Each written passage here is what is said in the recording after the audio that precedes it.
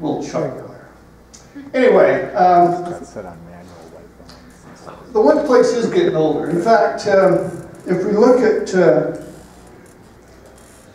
these graphs up here, now this is put out by the Bureau of Labor Statistics, you can see that every line going down is either the 15 to 19, 20 to 24, or 25 to 34. Everything increasing is 45 to 54 and on up to 55, 64, and 65.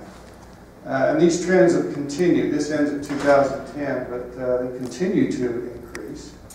You see here, this graph shows the labor force participation of individuals 55 and older. Ever since 1990, there has increased up to 40. Anybody have a guess at what the median age is in the workforce right now? 42? 52? It's almost 45. It's approaching there. This is what BLS projects here between 2008 and 18, so we're already approaching that. The 12 million of the 12.6 million additional workers in the workforce needed over the next 10 years will be that age group of 55 and older. Not a bad thing. As we age, though, we do tend to have limitations in certain areas. I know I've noticed that. I'm 57, and yeah, my memory's not what it used to be. A loss of flexibility. My reaction time is slower. Some declining vision and hearing, and so forth. And the bottom line there is that we sometimes are in denial about these things, and we try to push ourselves beyond maybe our limitations. The point being is that we do have limitations as we get older, and we've got to recognize that and be able to work with that. And as employers, we need to recognize that and be able to perhaps accommodate the older worker in the workplace.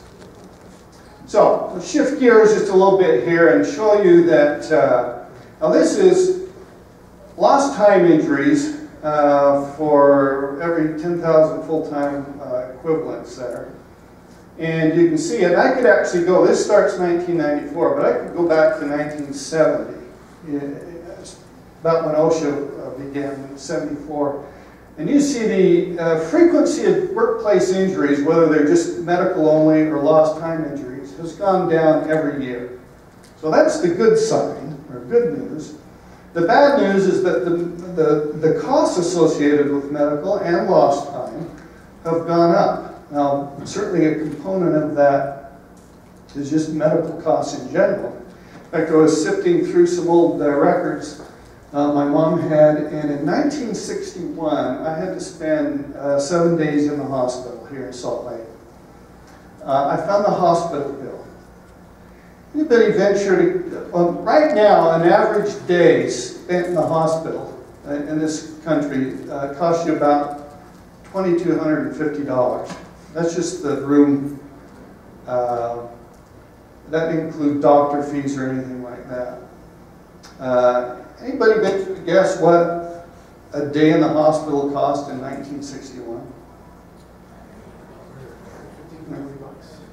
Yeah. The room charge was $18 a day. The operating room fee was $45. The anesthesiologist, my wife just had carpal tunnel surgery, which is about a 20-minute operation. But, you know, recovery and, you know, the waiting to come out of anesthesia, she was probably in there an hour. Anesthesiologist's bill was over $500 just for that 20-minute procedure. It was $11 back in 1961. So my total hospital bill was just under $350 for 7 days. I thought that was kind of interesting. So we're seeing this, and then you can see that, of course, the graphs that are climbing the steepest here, the age groups, are 45, 54, and 55 on up. This gray and the yellow here. And that's medical, and this is indemnity. So your lost time payments, again, you can see everything's increasing, but our age groups are increasing even at a steeper rate there. Now, what does this mean? Well, this is a very telling graph to me. If you look off here to the right, this is lost time injury rate per 10,000 full-time workers. Not much difference there. I mean, for 65 and older, 100, which is, you know, down there. So we don't see so much a frequency increase as we get older in the injuries. Maybe in certain categories, and we'll look at that. But what does this tell you? This is the average lost time days to get back. Takes longer to recover. So it takes us longer to heal as we get older, which makes sense. This is probably not a revelation to any of us here. But it's interesting to see this. Now, I threw this up here just so if you have interest in, this is total state and local government, and then there's private industry, state and local government. I don't know, is there any kind of rivalry between local governments and state at all? So 65 and older, average days for local government is 13, which is pretty close to that graph I showed you, 13 days. For state is 11, and for private industry is 14. So local governments are better than private industries, and we're just a little bit over state. So I thought it was a little bit interesting to compare that. Now, where are we seeing the more severe lost time type injuries as far as the claim type? Now, this is a severity index, so it's a ratio of paid indemnity for that diagnosis against all paid indemnity or all paid claims, indemnity claims. So they've come up with this ratio here. And for the 20 to 34 age group, our most expensive injuries we're seeing are carpal tunnel, lumbar disc replacement. You would expect that if that's actually happening. And cervicalgia, I guess that's how you pronounce that, which is kind of neck pain. But for the 45 to 64 age group, rotator cuff and rotator cuff syndrome, which is basically kind of the same thing. It's just rotator cuff syndrome involves more of that area where the rotator cuff is. And then we also have lumbar disc replacement again, and lumbosacral neuritis, which is kind of sciatica. Why do you think, this is interesting to me, why do you think as we get older we have more rotator cuff type injuries in the workforce? Any thoughts on that? Or falls. Falls? Or falls. Okay. You know, you're probably right on that, because the next graph we're going to look shows up some falls. We're used to lifting and doing things, and as we age, we think we Can do still it. do what we used to. That's very true. I've heard that the rotator cuff, the shoulder injury is something that kind of occurs over time, and it's not like debilitating, and so we just kind of put it off. Then when we get older, it's like, okay, I got to do something. Yeah. You know, a lot of times they don't perform surgery on those, just the reason you're saying. Another interesting tidbit on this is, how many in here work out on a regular basis? Maybe go to a gym. When you lift weights, do you lift weights? Anybody in here lift weights or used to? Okay, when you lift weights, I'll call on you again. What typically are you doing? What muscle groups are you building up? Yeah, it's bench press, it's curls, it's military press. Do you ever isolate a rotator cuff muscle or tendon and try to build that up? Do we even know how to do that? We don't. And so these tend to get weaker as well, and because of that. And just in general, loss of activity. We do not get the blood flow to those joints, especially up in that area where this rotator cuff is. And so we tend to see more injuries in that as we get older. So I guess my point in even bringing that up is, we talk about information we need to get out to our employees. Maybe it'd be prudent to share a little bit of information on how we build up those rotator cuff muscles. Maybe a little handout on that. You know, these kind of exercises, resistance, whether it's just a rubber band or a weight against resistance, or this type of exercise where you're pulling maybe a rubber band down here and pulling up, that's what builds up those rotator cuff muscles. And a lot of people don't get those kind of exercises. So something to think about when we're sharing. We're going to talk a little bit about general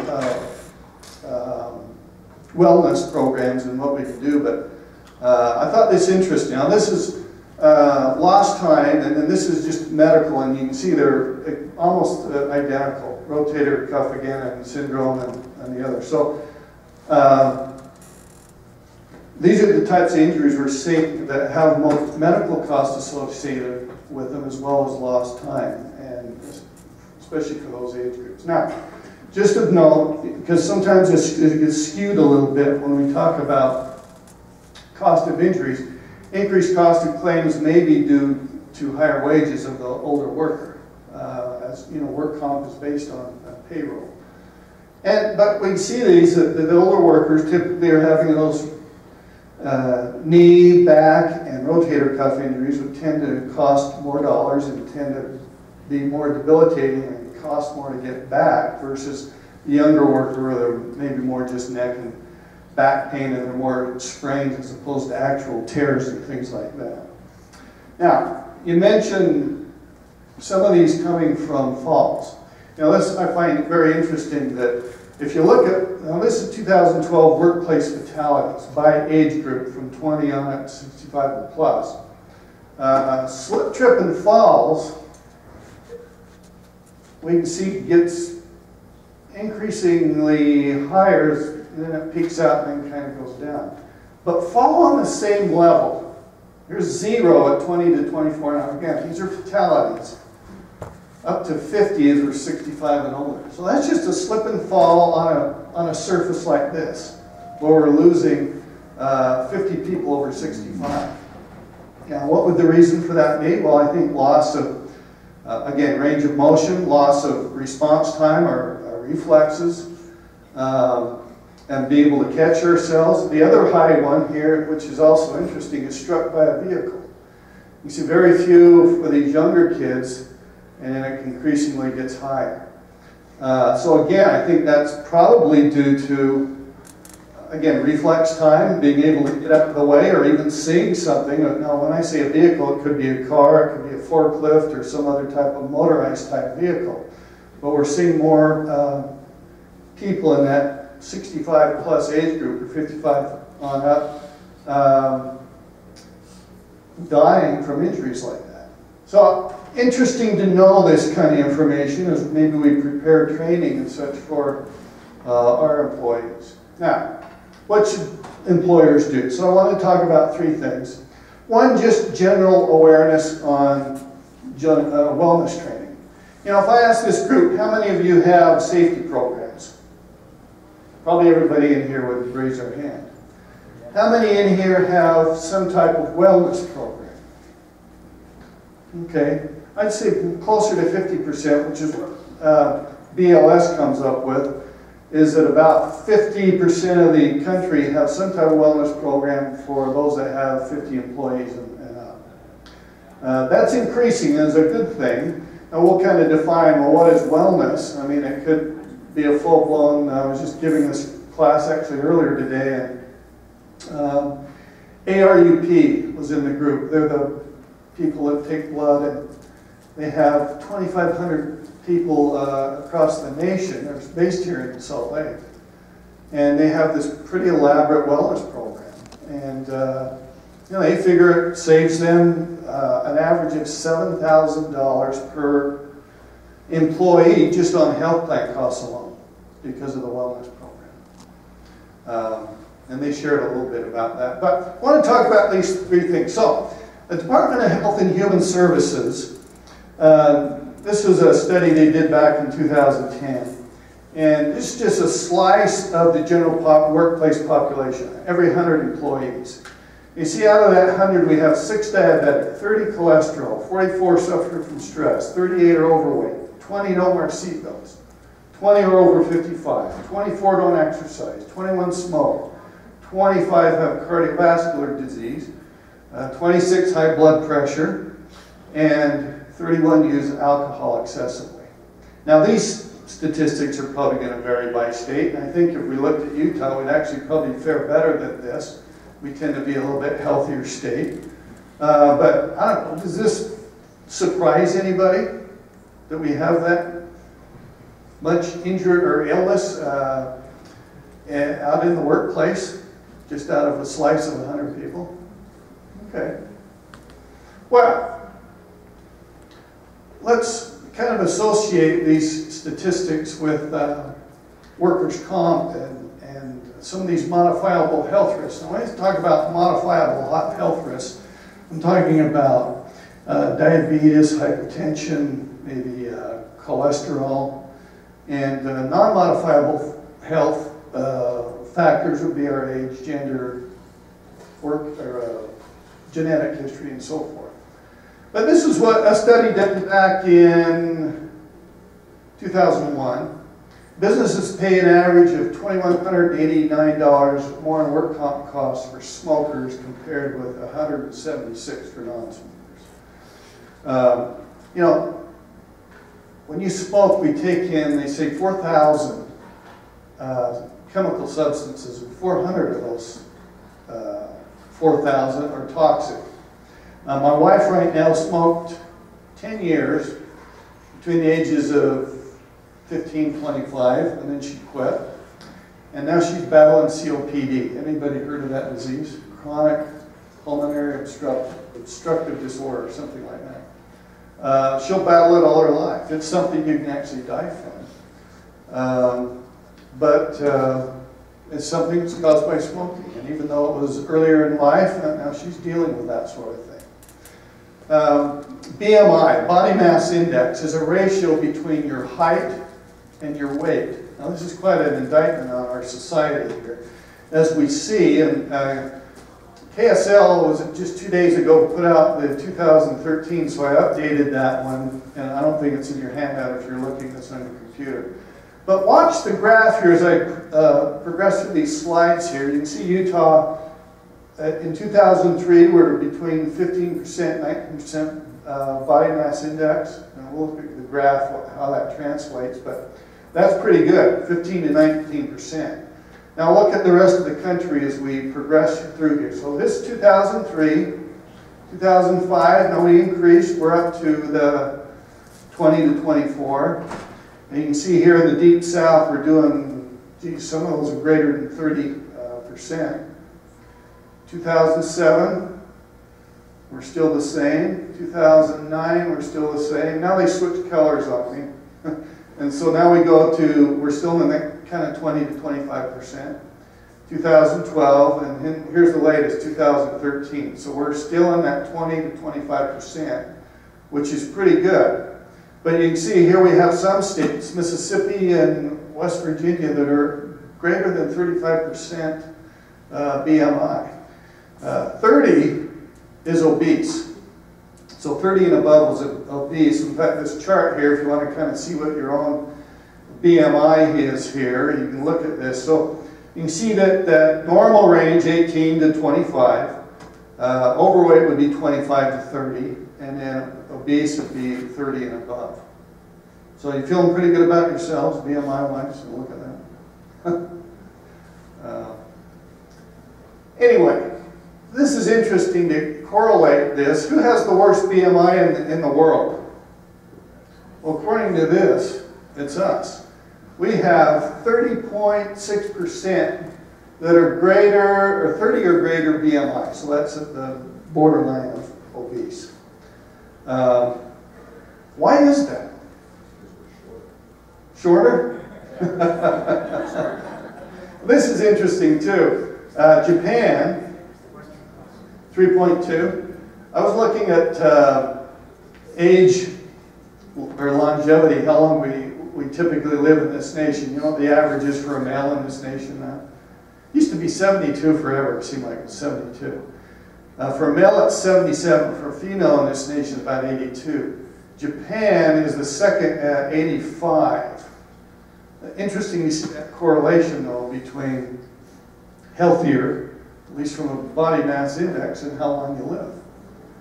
And number one, and I never would have guessed this, for longest living is Morocco. Can't tell you why.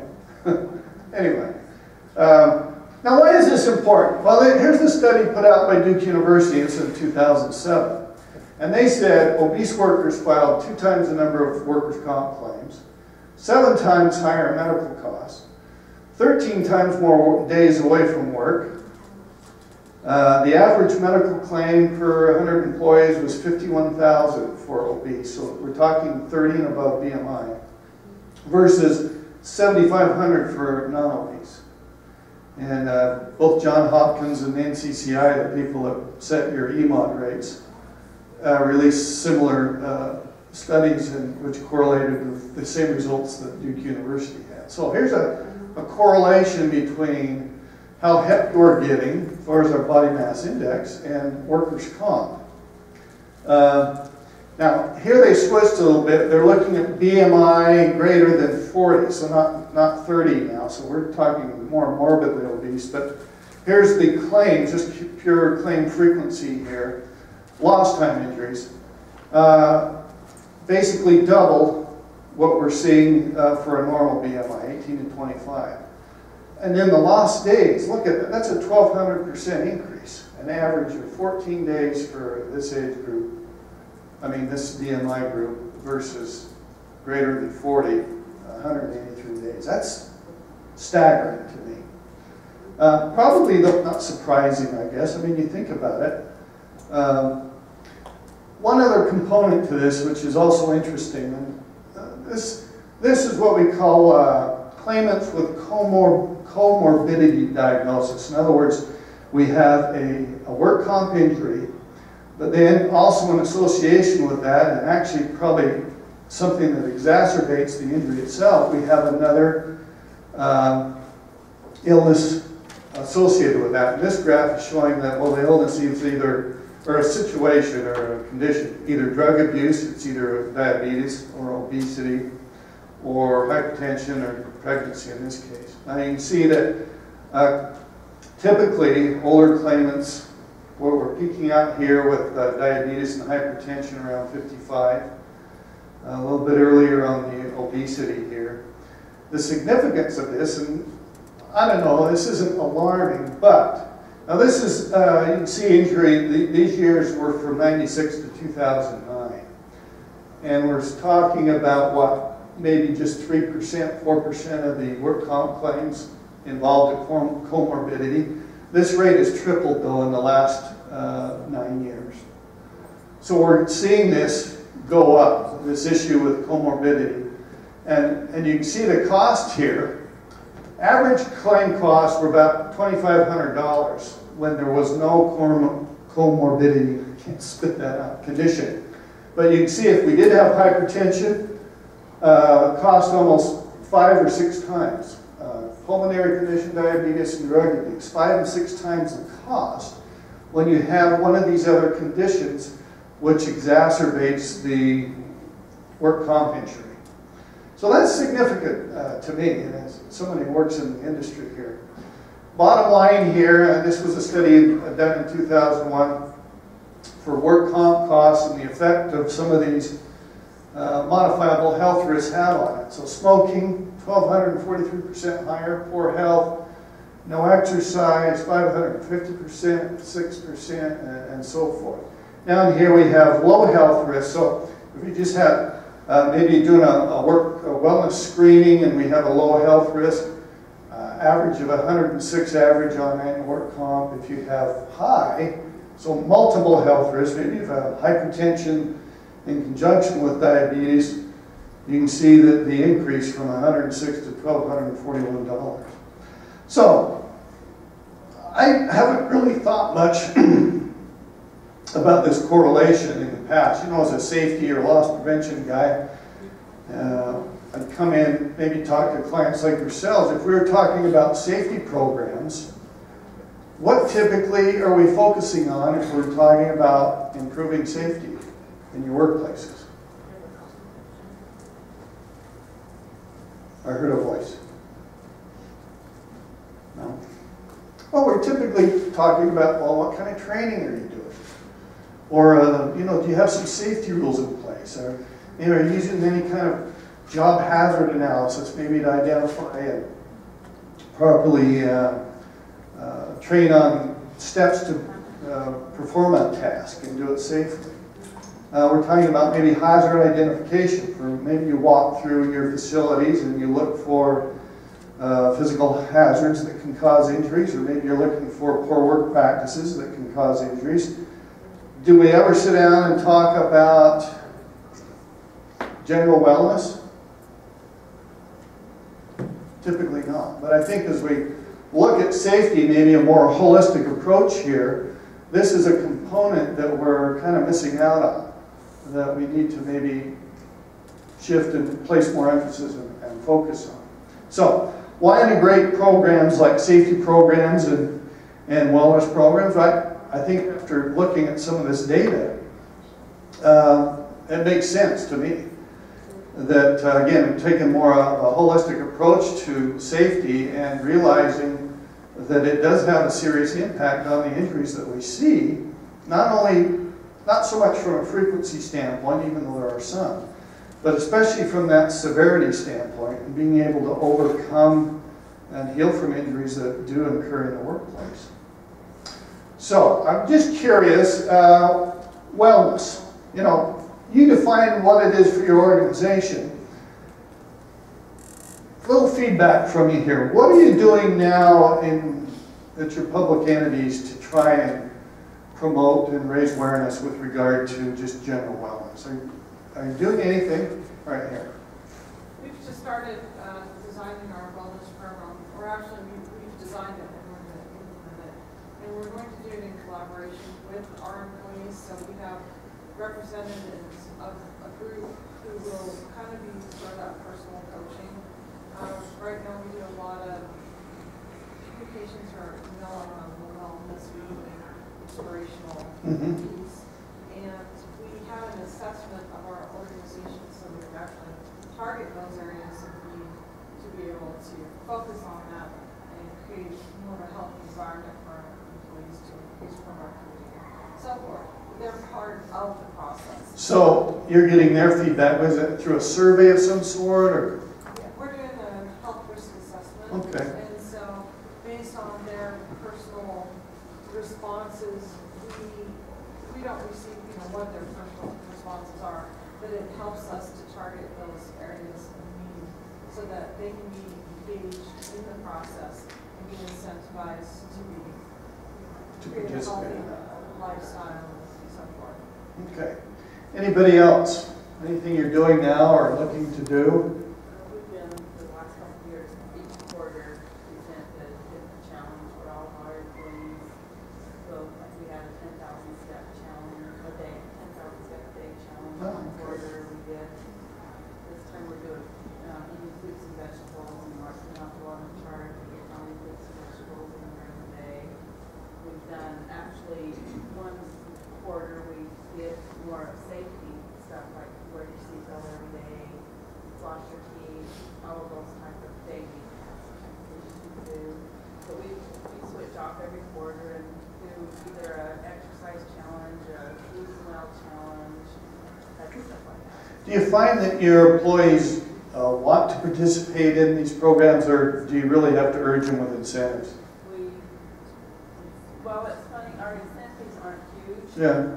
We just do drawings at the end, and so the ones that are participating, I think they're participating because they want to. They want it.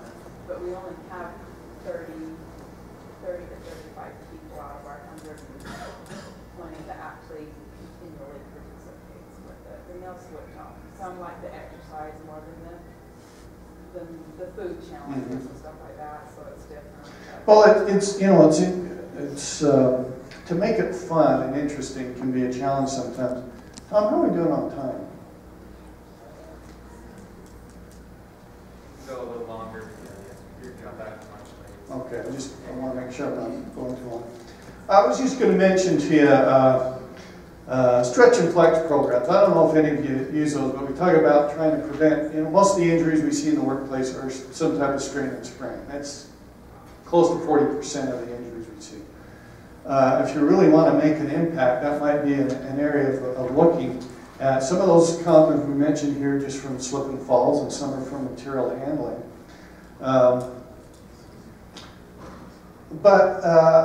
You know, I've had some experience with one company in particular. It was a sanitation district, and these are the guys that are out there pulling manhole covers and jackhammering and putting new rings around and raising, you know, when they've had a new road, they raise up the manhole cover. So they were averaging maybe 5 or 6 serious strain injuries every year. Upper body, lower back, shoulder. They decided they wanted to do something about it. Most of these were men that working in that department, and pretty fit, but you know, some of them could use some help. And so two things they did. They started a wellness program, and they had the clinic come out that typically they'd send their people to if they are hurt. So like a work med or a first med, or forget all the clinics are about here. But and they came out for free because they give them business.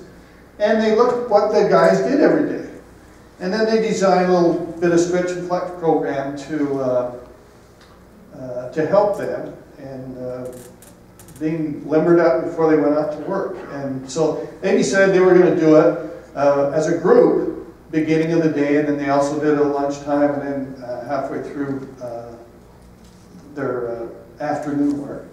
And then so that was a stretch and flex program they put together, and then they also did the wellness program. They had a little room that was open, nothing in there, and they started with a little bit of equipment. Started small, maybe a treadmill and some free weights and things like that, and then they built it up. And it was interesting to see, once they started seeing results, everybody kind of caught on, and they started, you know, some of the guys would come early to work out at 7:30 and go to work at 8. Some of them would have their lunch, have a half hour for lunch, and take the other half hour and go work out. Someone started staying late and working out. And they did religiously their stretch and flex program. They tried to make it a little bit interesting, and so they had one person assigned to lead, and they rotated that through. And the person that got to lead got to bring their own music, so they would stretch and flex to their own music. So, I mean, and it literally ranged from Snoop Dogg rap music to classical music. And, you know, and then so some of the other departments started looking in, you know, on these guys, they go, oh, so you're the ones that have to do that stretch and flex program, huh? And they go, no, we don't have to do it. We want to do it. And they said, well, we could do it too. And he said, no, you didn't qualify for it. You know, we're kind of exclusive. We got our stretch and flex program. So kind of a little jealousy in there, and it started kind of snowballing until everybody kind of got on board. And I worked with them for about 5 years. And after they had implemented this program, and I don't want to say that, you know, everything they did resulted in the results that they got, but they had no strain injuries for 3 years after they started that program. It had been in place for a year or 2. Now, I left them, and so I'm not sure, you know, if they were able to maintain that. Sometimes you put in interesting programs and the challenge is to maintain that. But I think I've got a few companies I work with that when they see the results and the people catch on, they've stayed with these programs for years, and it's worked for them, and they've had some good results with it. So you kind of define your own wellness, but you're trying to impact decision making and behaviors when it comes to just general health, what we eat, how active we are, and provide them with educational materials, whether that's through, you know, it used to be the old payroll stuff for safety information, but now everything's electronic. So then you either got to put maybe an email with their check stub or something, or you have a newsletter, or maybe you have a bulletin board. I've got one client that they've encouraged using the stairs as opposed to the elevator or escalator. And so they start putting bulletin boards and information in the stairwells. And then they started putting up like free coupons for healthy snacks and things like that would encourage people to use the stairwells. So I thought that was kind of clever. Site-based programs, health fairs. I know for about 5 years at the Work Comp Fund we've had a health and wellness fair, and we created a committee, and so we get input from the employees on what they want at the fair, and then, you know, when you involve others in that sort of thing, then they kind of take ownership, and when they take ownership, they're more apt to be involved in the program. And just 2 years ago, we added the safety component to the fair, so now we call it our Health, Wellness, and Safety Fair, and so we have vendors come in all those areas and try to impart education to those that attend the fair. Sports challenges, I know we do a little, currently we're doing a little WCF Olympics, and it's a kind of competition by age group on physical abilities, whether that's push-ups or sit-ups or something along that line, and there's minimal prizes. We're also doing a 5 for 5 contest, so if you have 5 fruits and vegetables, and this has got the honor system, you submit your name, and there's a drawing for, you know, something simple. Not a lot of incentive, but, you know, it's just bringing, raising awareness, and people like to get involved in those sort of things. You mentioned getting the employees involved, whether that's just getting their feedback or maybe doing surveys. I think that's excellent, and being able to do that. You know, committees are good, and I think rotating those through, again, kind of helps with buying in and ownership on those things. Changing the culture. You know, I have hope that we can do this. One of the little things from that Department of Health and Human Services that had that, what did it say, 20 out of 100 don't wear seatbelts, was that what it was? You know, if I'd asked a group this size 20 years ago, how many of you wore seatbelts? At best, I would get probably 30–35%.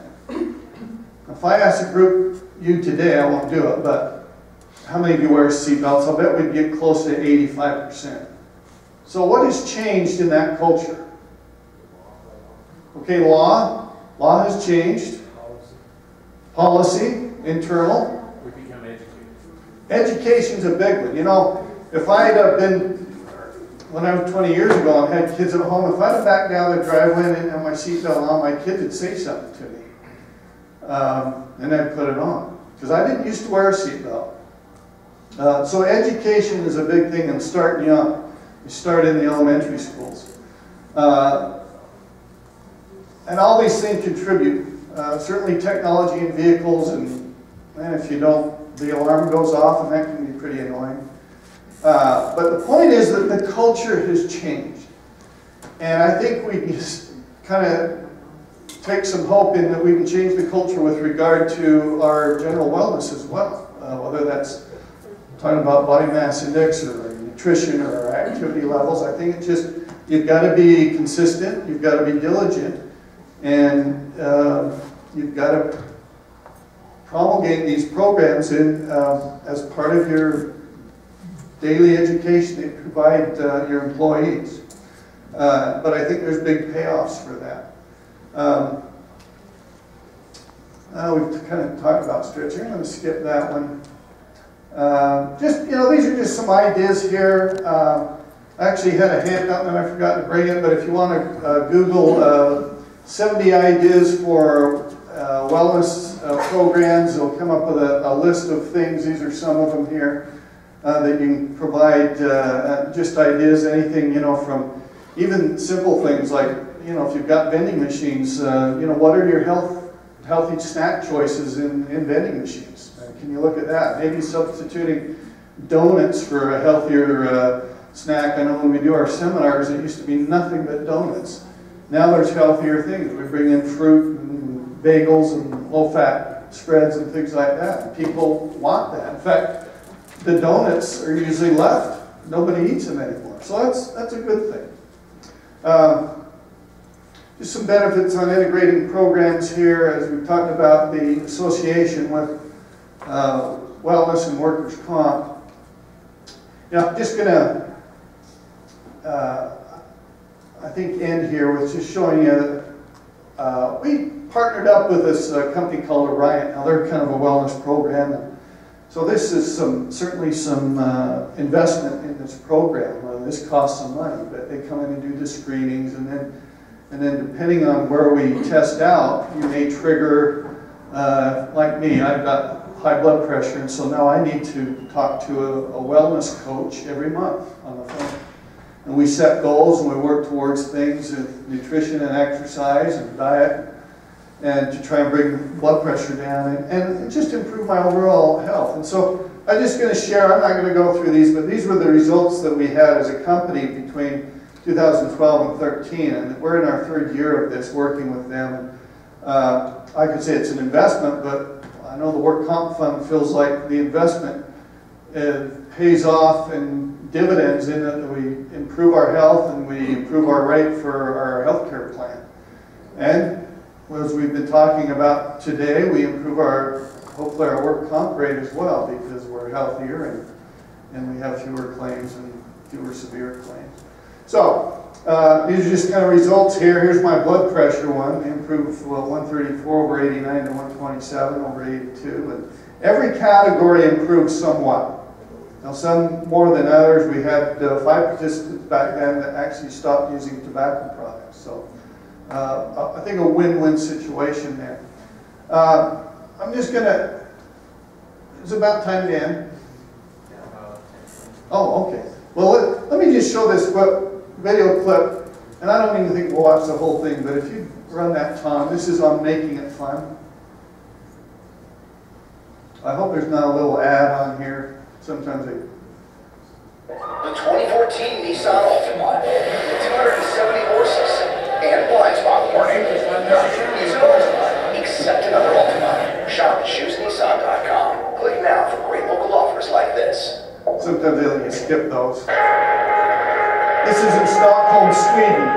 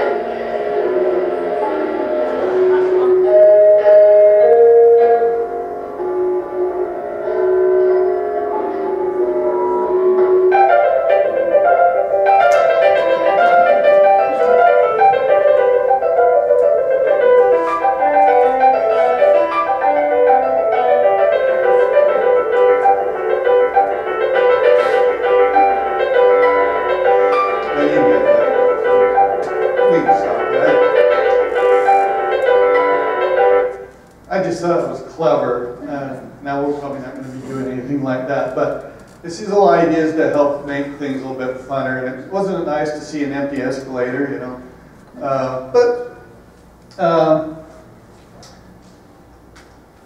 Apart from just general wellness and maybe improving our wellness programs and thinking along the lines of some education there, just 2 other things quickly I wanted to mention, and that is using good job descriptions in your workplace, doing maybe these physical demands assessments. You can Google that, and there's some forms out there you can look at, basically identifying the essential and non-essential functions of the job.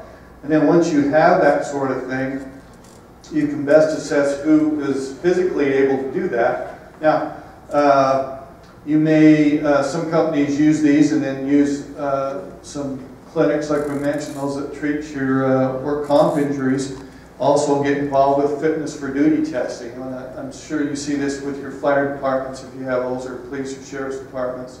They do have fit for duty type of standards that they have to meet, and then be physically able to do that. This is kind of the same thing here. We're kind of growing in this area where we identify, again, the essential functions of the job, and then be able to assess whether those people doing the job can actually perform these successfully and without hurting themselves.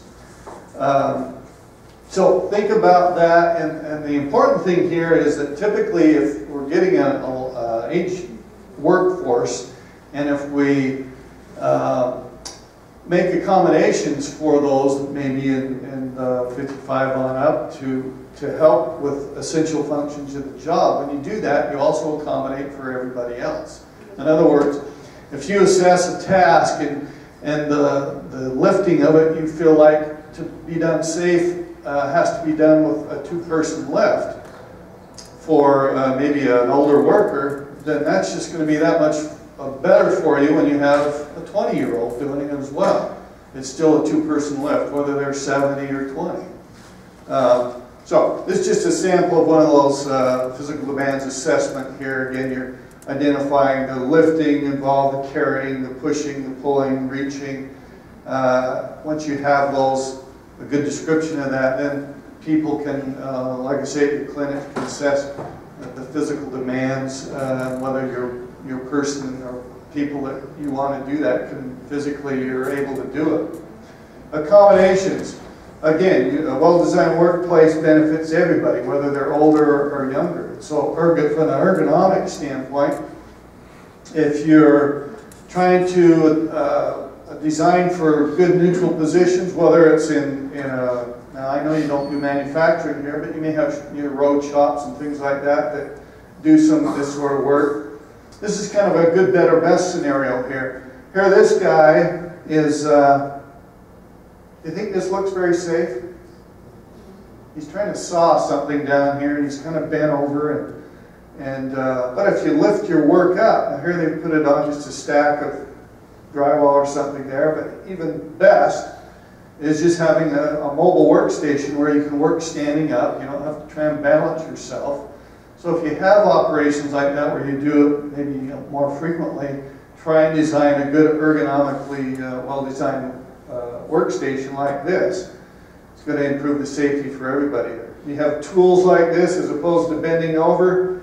You have these extension type tools. Now this is construction, but again here, manufacturing, and if you have places where you do some of this manually intensive labor work, what's the issue here? Working like that, in that position 8 hours a day, you think he's going to last? He's going to fatigue probably in less than an hour. But if you raise the workstation to accommodate him so he can stand in a good neutral position, you're going to lessen that fatigue factor. Again, I didn't want to spend a lot of time on this, but just to throw that out there because I know your exposures here are public entities, you don't see this so much, but you may have some in your like I say, your county road shops and such. So minimizing overexertion through mechanical lifting aids, whether that's hand trucks or some of these customized type lifts, repetitive motion injuries, and certainly do job rotation, do some task training across the board. So you could rotate maybe in the more manually intensive labor jobs through 2 or 3 people and not just on one. There's tool designs and things like that. And even in your work environment, in an office environment, setting your workstation up ergonomically for those neutral positions and to minimize reach and lifting is going to benefit that employee.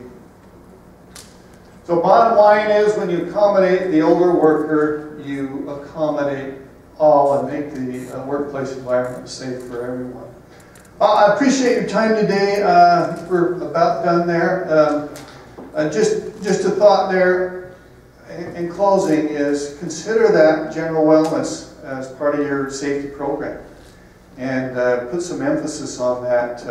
If you haven't started developing maybe some type of wellness program in your workplaces, think about that. There's just baby steps. Maybe Google some of those ideas or some of the things we talked about here today and start implementing them. Just little things, that a little bit goes a long way. Questions or comments? Well, great. It's good to be with you today, and thank you.